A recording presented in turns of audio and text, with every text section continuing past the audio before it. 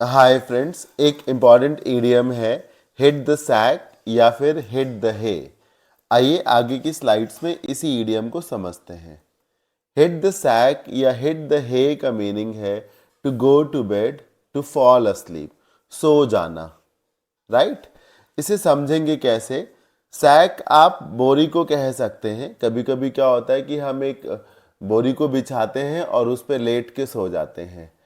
दूसरा तरीका ये भी है कि जो पिलो होती है वो भी बोरी के ही शेप में होती है।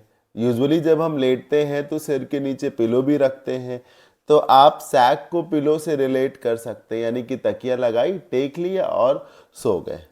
इसमें एक दूसरा वर्ड आ रहा है हे बेसिकली जो सूखी घास होती है, या यूं कहिए कि जब फसल पकने वाली होती है तो उसे जब काटा जाता है फसल को, तो उसका जो प्यार होता है या फिर वो जिसमें जो सूखी घास होती है, कभी कभी खेत में काम करने वाला व्यक्ति जो है उसी घास पे ही आराम करने लगता है, उसी का सहारा लेकर के कुछ देर के लिए सो जाता है। आप इन इमेजेस से भी समझ सकते हैं।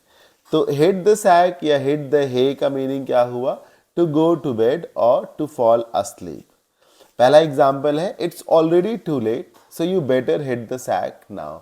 ऑलरेडी बहुत लेट हो चुका है, रात हो चुकी है, तो तुम्हें अब सो जाना चाहिए। Number 2, tired of working all day long, दिन भर काम करने के बाद the lady hit the hay soon after having dinner. दिन भर काम करने के बाद वो महिला डिनर करने के तुरंत बाद सो जाती है।